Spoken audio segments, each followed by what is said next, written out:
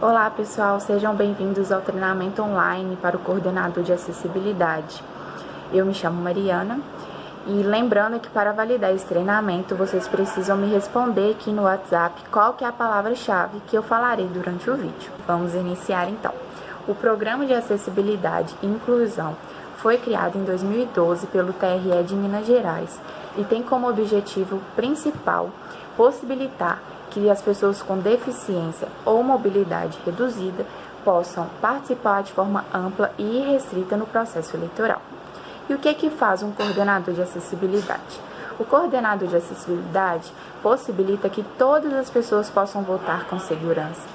Ele também verifica as condições de acessibilidade do local de votação e também orienta e acolhe o eleitor, com essa deficiência ou mobilidade reduzida. Lembrando também que além do coordenador de acessibilidade ter uma função específica, vocês devem também ajudar o técnico de apoio sempre que for necessário e possível. Bom, o que significa acessibilidade? De acordo com o decreto 5.296 de 2004, acessibilidade é a condição para utilização com segurança e autonomia, total ou assistida, dos espaços, mobiliários e equipamentos urbanos, das edificações, dos serviços de transportes e dos dispositivos, sistemas e meios de comunicação e informação. Ou seja, a acessibilidade é a condição para a utilização daquele local, que no nosso caso é o local de votação. Por isso, você, coordenador, foi escolhido para assumir conosco, o nobre compromisso de fazer a diferença e contribuir para tornar as eleições mais acessíveis e inclusivas. Lembrando que, infelizmente, nós não conseguimos, destruir todas as barreiras que existem, mas nós estamos tentando diminuir essas barreiras. E é o que eu vou falar agora, os tipos de barreiras. O primeiro tipo de barreira é a barreira arquitetônica, que são compostas por qualquer impedimento relacionado às construções urbanas ou às edificações, ou seja, as ruas, esburacadas, uma edificação que não tenha rampa e assim não traz acessibilidade a um cadeirante, ou não ter o elevador para que as pessoas possam transitar nessa edificação.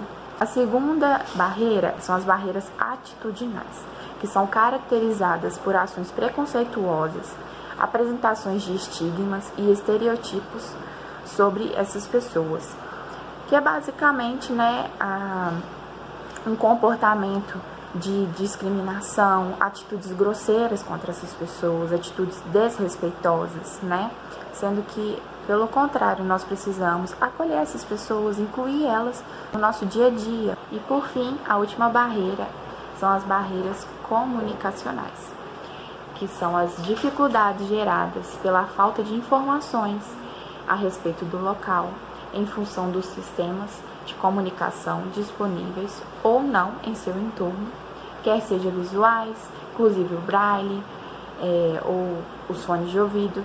Então, realmente, o local não está preparado para receber essa pessoa, não tem o braille para poder atender a pessoa com deficiência, ou até mesmo não tem uma pessoa, intérprete, de Libras, para poder fazer o atendimento dessa pessoa. Então, essas seriam as barreiras comunicacionais, de comunicação mesmo. Falta instrumentos, falta informações para poder comunicar com essa pessoa que tem essa necessidade especial. Vamos falar um pouquinho da pessoa com deficiência? As pessoas com deficiência têm lutado pelo direito igual de ser diferente. Sim, pode parecer contraditório, mas isso significa que as pessoas com deficiência, elas querem ser aceitas. Elas não querem mais ser vistas como aquelas pessoas que precisam ser consertadas ou curadas. O coordenador de acessibilidade tem essa função de incluir essas pessoas, fazer com que elas se sintam acolhidas.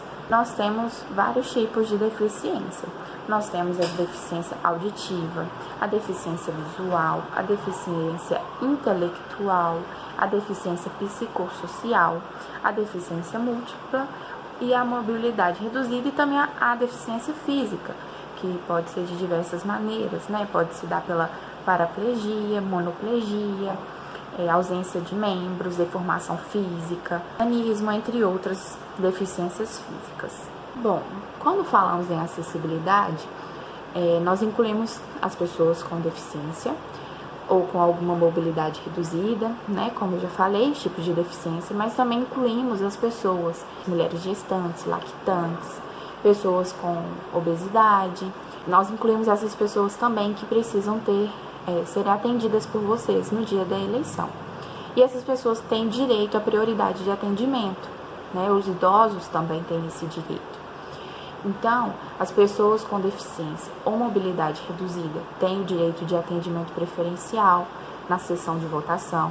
Então, essas pessoas vão procurar vocês no dia da eleição e vocês devem levar elas até a sua sessão, passar elas na frente, pois elas têm a prioridade de atendimento. Pessoas também com alguma enfermidade, os idosos com idade igual ou superior a 60 anos, os idosos com a idade de 80 anos ou acima têm uma prioridade especial em relação aos outros idosos, né? Mas esses idosos também têm que obedecer à ordem de chegada. Então, um exemplo, um idoso de 81 anos tem preferência em atendimento em relação ao idoso de 65 anos. Mas, tendo dois idosos, um de 81 anos e um de 85 anos, e o de 81 anos tiver chegado primeiro, né, antes do idoso de 85 anos, o de 81 anos será atendido primeiro porque deve-se respeitar a ordem de chegada. Essas pessoas, elas têm o direito de votar em uma sessão com acessibilidade, que significa uma sessão que seja, de preferência, né, no térreo da escola, pois ela não vai precisar subir escada ou rampa, não vai precisar se locomover tanto até chegar à sua sessão. Caso a pessoa, né, que te procurou para ajuda, ela não esteja cadastrada em uma sessão com acessibilidade, informe ela para procurar o cartório eleitoral, né, a partir de dezembro, para solicitar que ela possa votar numa sessão com acessibilidade. As pessoas também, em questão de acessibilidade, elas também têm o direito de votar com uma pessoa de sua confiança, logo depois que o presidente da mesa de votação, né, da mesa da sessão, tem autorizado. Lembrando que você, coordenador, você está a serviço da Justiça Eleitoral, portanto, você não pode entrar na cabine de votação com este eleitor. Somente poderá entrar uma pessoa que ele tiver levado e que for de sua confiança. Aí sim ela poderá ter o voto assistido, mas você está a serviço da Justiça Eleitoral e não pode assistir o voto desse eleitor. Essas pessoas também, né, têm o direito de votar acompanhado de um cão-guia. Então, isso é direito delas também. E o acompanhante da pessoa que tem alguma deficiência, ele também tem direito à prioridade no atendimento. Então, vocês também devem ficar atentos para poder acompanhar essa pessoa, o acompanhante da pessoa com direito à acessibilidade. Vocês devem acompanhar o acompanhante dela até a sua sessão e fazer com que ela tenha prioridade no atendimento. Agora eu vou dar algumas dicas e sugestões de como ter um bom desempenho nessa função de coordenador de acessibilidade. A primeira delas, tenha empatia pela pessoa, né, ali com deficiência. Respeite as diferenças delas. Trate ela com leveza, faça um atendimento com leveza, né, com educação, com respeito. Tenha um controle emocional também, que é importante, e a espiritualidade. Lembrando também que é sempre importante ouvir a pessoa que você está ali atendendo, o reclamante. Ouça ela sem interromper, sem ficar fazendo críticas, escute a pessoa. Acolha a pessoa, acolha aquela causa que a pessoa está te expondo. Tente entender as razões, né, da pessoa. Aprofunde também nessa situação, nesse problema. E ouça também a outra parte da situação, se houver outra parte.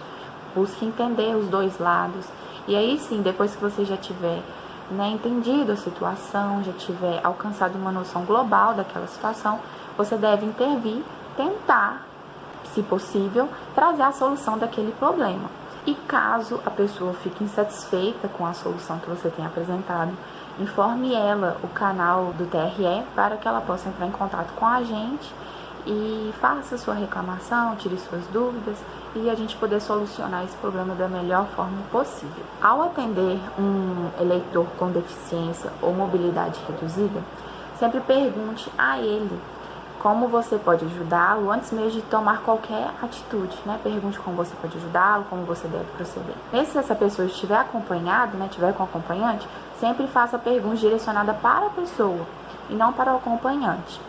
sempre tratando a pessoa com respeito, educação, pois não é a deficiência que define enquanto pessoa. Algumas sugestões.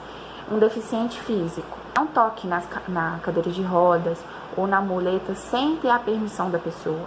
E ela permitindo que você toque, né, sempre deixe muletas, bengalas e outros equipamentos próximos ao dono.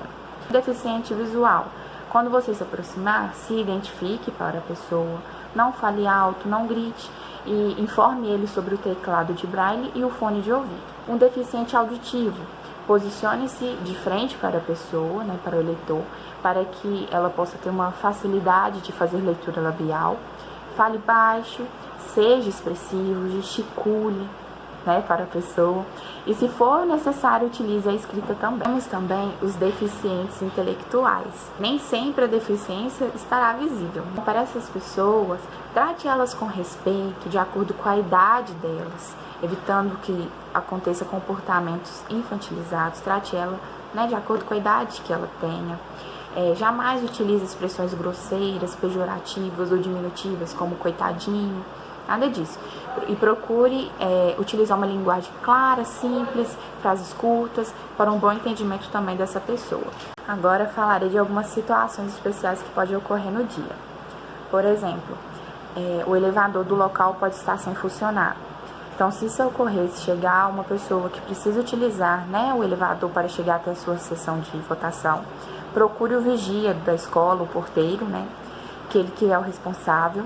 Procure ele e peça para que ele ligue o elevador e para que assim a pessoa possa utilizar o elevador e chegar até a sua sessão de votação. Se tiver também alguma porta, né, de acesso que esteja trancada, procure, né, o porteiro, o vigia, para que ele possa estar destrancando essa porta, né, abrindo a porta e assim o caminho esteja livre para essa pessoa se locomover.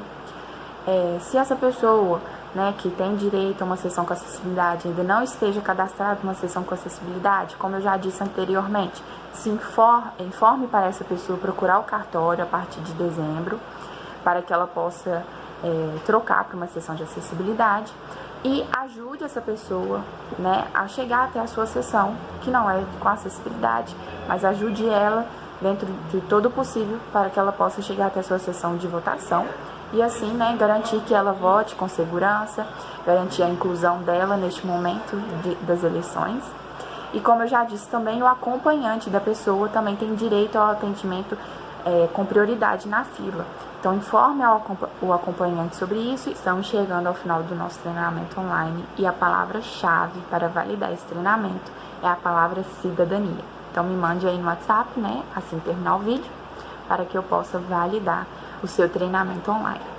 Você, coordenador, receberá um colete, né, verde, com a escrita coordenador de acessibilidade, que é a sua identificação. Então, as pessoas irão te procurar através dessa identificação. E esse colete você deve ficar com ele durante todo o dia, né, durante todo o seu trabalho, para que assim as pessoas possam saber que você é o coordenador de acessibilidade. E ao final do trabalho, você deve levar esse colete para casa. E em qualquer dúvida, qualquer ajuda que vocês precisarem, vocês podem estar recorrendo ao coordenador do prédio da escola em que você está trabalhando. Vou passar agora algumas informações, né, alguns protocolos sanitários contra a Covid-19, para vocês estarem trabalhando com maior segurança. Então, utilizem a máscara que já foi enviada para vocês, tá no kit do coordenador de acessibilidade. Utilize a máscara durante todo o tempo de trabalho. Não retire a máscara. Evite se alimentar no seu posto de trabalho. Leve sua garrafa d'água. Evite tocar nos documentos e objetos das pessoas, né? O que você puder evitar. E, sendo necessário tocar, né? Até mesmo na cadeira de rodas ou na muleta, né? Da deficiente, enfim. Sempre que você precisar tocar, sempre logo após, né, o atendimento, higienize suas mãos, sempre passa o álcool em gel, né, com frequência. Evite as aglomerações, né, durante o posto de trabalho. Vocês também receberam o protetor facial, que vocês devem usar ele durante todo o tempo de trabalho. E vocês devem levar para casa, né, e levá-lo novamente para usar no segundo turno. Ele será reutilizado. Além disso, se vocês precisarem tocar nas pessoas para poder continuar o atendimento, evite tocá-las nas mãos, né? Toque nos ombros, nos cotovelos. Logo depois já higienize as mãos, passe o álcool em gel, tome todos os cuidados necessários. Como vocês já sabem, né, o coordenador de acessibilidade ele tem o direito da folga em dobro dos dias que foram convocados. O treinamento também é considerado como convocação, então vocês também têm o direito a esses 2 dias de folga com treinamento. Vocês trabalham em regime de plantão, então a folga deve recair nos dias ou nos horários em que você trabalha. E se você tiver 2 empregos, as folgas valerão para os 2 empregos. Lembrando que para você poder utilizar das folgas, vocês devem, né, fazer o acordo com a chefia, acordar com o seu empregador. E a validade dessas folgas não tem prescrição, não há prescrição. Ela vai valer enquanto durar o vínculo empregatício. Por fim, o canal direto do eleitor com o TRE é pelo telefone, através do telefone 148, tá? Que é o Disque Eleitor. Então, se você vê que o eleitor ainda ficou com alguma dúvida, informe ele a esse número, né? 148, para que ele possa estar entrando em contato aqui com a gente e poder tirar suas dúvidas. Bom, pessoal, chegamos ao final do nosso treinamento de coordenador de acessibilidade. Lembrando que para validar este treinamento, vocês precisam me enviar aqui no WhatsApp a palavra-chave para que eu possa validar esse treinamento. Então, a Zona 90, né, o Cartório Eleitoral de Contagem Zona 90, agradece a todos vocês pela disponibilidade, pela atenção e desejamos a todos vocês um excelente trabalho. Qualquer dúvida, pode me chamar aqui no WhatsApp ou pode mandar também no e-mail, que é zona090@tre-mg.jus.br. E nos vemos no dia 15 de novembro.